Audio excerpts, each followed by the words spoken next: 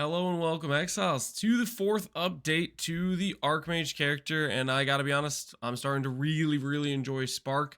Yesterday, I said I was gonna try out some cold cast on crit, cast on freeze shenanigans with a scepter, add that in and see if the trigger stuff works out. Honestly, I didn't really like it too much. I just like Spark quite a bit more. So I spent the whole day farming up gold to respec for the cast on proc stuff. Didn't like it, spent more time farming the gold to respec back, and this is where we are now on the tree. We did do our Merc lab, which you can get by doing a 3-floor sanctum. And I believe for the Uber lab, we need to do a 4-floor sanctum, is just my guess. This is our current tree. As it stands, when I decided I wanted to go into Spark and I was going to invest into it more, I ended up going for skill effect duration and some prod speed to synergize with Spark, as well as I wanted to start dealing with a bit more stun issues, so I grabbed these nodes for stun threshold. And yeah, this is where the tree is now. We've changed a bit of our early nodes for a little bit less damage, a little bit more defense. Not sure this is the correct play overall. I might end up swapping back to the percent damage nodes, but for right now, this is the setup we have on the character. I'm looking to grab Ether Flow, see how that feels, what my uptime is on the mana regen. And yeah, we're going to experiment with this and keep min-maxing the tree, but this is pretty close to what the tree will look like as we go forward. I don't think I'm going to be changing too much about this tree outside of potentially pathing to get more jewel sockets for 3 points. Jewel sockets are probably worth it, as well as I am considering going Mind Over Matter plus CI. Late game, I want to be CI. I have not spec'd any Chaos Res on my gear because I am planning to get Chaos Res via my Chaos immunity. And in order to do that, we need to, number one, drop this helmet. I'm going to swap this helmet for a rare with like mana and ES and some res, hopefully. And number two, I would like to pair it with Mind Over Matter. I think I'm close to being to the point where I can say sustain Mind Over Matter, but I think to put me over the edge, there is a belt that gives 50% recoup. I'll show that real quick for you guys. I'll pull it up so you can see what I'm talking about here. Right here, this right now, Midnight Braid Rawhide Belt. This belt rolls up to 50 mana and 50 recoup and 10 all res. It's just generically decent stats, but I think with the 50 recoup along with Mind Over Matter, along with our ES recoup from our Ascendancy, it'll end up feeling pretty decent even with the Mind Over Matter less recovery downside, I believe. With 20 quality, this can go all the way up to 60 recoup, which is pretty dang strong in my opinion, and the belt's only about a couple X. Ultimately, I think that might be a decent pickup because if we can get Mind Over Matter plus CI, we will solve Chaos, and on top of that, we will not just have 4k ES, but we'll have 4k mana. Well, I mean 3.5k mana right now. But the point is we'll have that raw EHP extra on top of our ES pool, which should hopefully be a lot more consistent defensively. Right now, the only thing that's really killing me is if I get a bunch of overwhelming monsters, like just all surrounding me and I'm not forgetting to cast or something like that.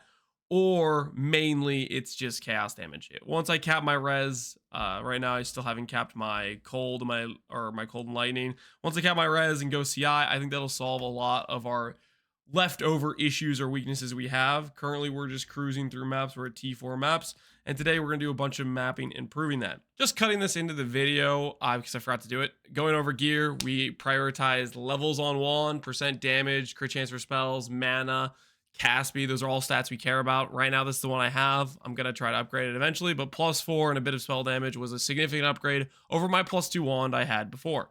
After that, most of our other gear pieces are featuring mana and ES and a bit of res, and we have still a need to cap our lightning res, but we'll get around to it eventually. So anyways, that's the gear. Just wanted to cut that in, as well as a look at some jewels. Stats we prioritize are percent ES, crit chance, recharge rate, faster start of recharge. Those are the sorts of stats we care about. Overall, my jewels aren't very good, and I'm going to be improving upon it. So anyways, that's the gear. We're just cutting that into the video. As for the gem setups, currently we are on a 4-link. I need to buy myself a 5-link, but we're working our way through there. We are using Spark, which, by the way, quality gives up to 4 additional projectiles, and with the new buff to gem cutters, you only need 4 gem cutters to get 20 quality. And I'm going to say you should probably do it on your Spark for the additional proj, the difference in 13 and 17 projectiles, as well as, even more importantly, if you don't like Spark, but you're playing Archmage, the quality on Archmage is 2% per 100 mana. So with our 3,400 mana, the 10 quality or the 20 quality there is giving me roughly about 70% gain is extra simply by getting 20 quality. So I would shout out, getting quality on your gems can be quite good. Some are better than others. Like for example, Archmage is a lot better than most other options, whereas something like Curse Effect on Conductivity, although it's nice, not necessarily going to be your top priority to put quality on. There's a little bit of interesting things you can get, like Chain on Orb of Storms, etc. But yeah, that's what you want to look into. You want to look into getting quality on your Spark and your Conduct and your Archmage. As for links, I am doing faster casting or arcane tempo, more proj speed acceleration, and more duration. Spark benefits from additional projectile speed and projectile duration because it allows it to have more times where it will hit. The way Spark works is it has, I think, an innate cooldown time of how often it can hit an enemy. But within that duration of how long the spark lasts, it can hit multiple times. So for example, if you extend the duration of spark and there's another spark trailing around and hits the enemy, it can hit the enemy for a second or a third or a fourth time. So that's where you get a lot of your spark DPS, is investing into some duration and some proj speed, which is why we're grabbing these wheels here, which are conveniently close to all the other stuff we want. This area really is quite good for Archmage Spark. As for our Orb of Storms, right now I'm trying out our Orb of Storms is solely a utility buffer for mana as well as exposure effect. I'm not convinced this is the correct play. I'm going to keep trying out different things with the Orb of Storms, but right now that's just what I have. And then as for our Archmage, we have +1 level. There is a breakpoint between at level 16 where you get another gain % damage. So if you have a level 15 gem and you add 1 level with Lightning Mastery, that'll get you the 1% additional gain as extra. And then on Mana Tempest, we have Premeditation and Inspiration, lowering the mana cost of the skill, as well as giving us more damage multiplier on when we're affected by Mana Tempest. Now, outside of all this is pretty much the same stuff we were using before, but we added a few additions. Number one being Sigil of Power. When I get to a boss, on my weapon swap, I have a staff that has Sigil of Power attached to it with some cast speed. And then on my keybind, I have Sigil of Power. And what that ends up meaning is I proc this, and then when I go to cast, I weapon swap back, and this thing ramps up damage multiplier depending on how many stages we have. This gives, I believe, 13% more damage per stage and ramps up to 4 stages. So when you get to a boss and they're having like their dialogue where they're spawning in or whatever, you can just go boom, boom, you place the curse down, you place your Mana Tempest, and you can just start ramping the cost all the way up and getting this thing stages up for 50% more spell damage. Also, on top of that, this is not the only weapon swap cheese we're doing. We are also doing a weapon swap to Blink, which allows us to actually do a teleport. So you see that right there. Now, the awkward part about this is you do have to manually weapon swap. The way Blink works is it is tied to your dodge roll. So for example, my dodge roll keybind is my spacebar. Most of the weapon swap stuff, you can say, oh, activate it on this, use this skill with this weapon set or this weapon set, and it will auto swap for you. For example, when I go to press Sigil of Power, it knows to swap to my staff, put the Sigil of Power down, and when I do my Spark, it swaps back to the weapon set I have for Spark. I can't do that. For the Blink, however, I can't do that because Blink is replacing your dodge roll. So what you have to do is you have to manual swap in order to get the Blink in. I think it's relatively worth to get over gaps, get over out of awkward spaces, and throughout mapping, it does increase how fast you can go throughout the map. A little bit awkward, but I would say if you want to have a little bit of extra juiced movement speed on your character, Blink is a pretty good shout, and I have it linked to Ingenuity. This really has ramped my clear speed, and I'm a big fan of it, although it does add in an extra button press because you do have to manual swap in order to cast it like that.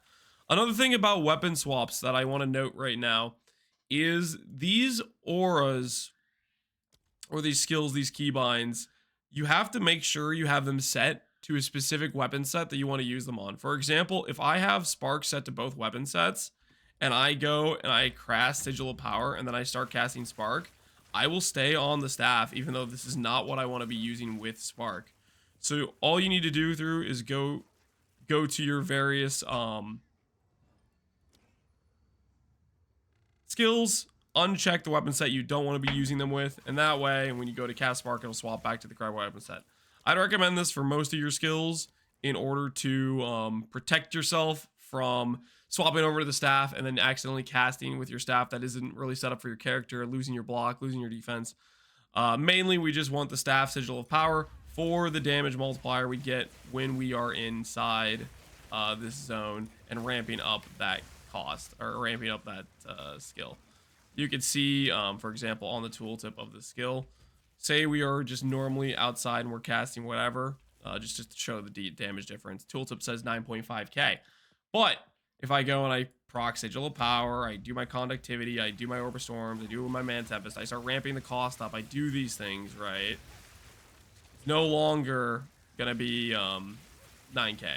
It says 14k here. Put on Sigil of Man Tempest, 17k there. There's a lot of extra damage you get from adding this in. I mainly only use Sigil of Power on bosses, and a lot of times I even forget to do that. Outside of that, as for just mapping, I would recommend doing Mana Tempest whenever you see a big pack of monsters, just because Mana Tempest gives Spark Fork, which helps with the clear. You'll notice I am not using Pierce on my Spark because I want to just use Fork with Mana Tempest. It's a bit better clear, and it saves me a damage link, so I can have more damage, more quality of life on my Spark. So that is the gem setups. That is the tree changes. I'm going to continue to setting up this character, and today's goal will be going over to swap into Mind Over Matter and hopefully ramping our defense quite a bit, as well as going CI.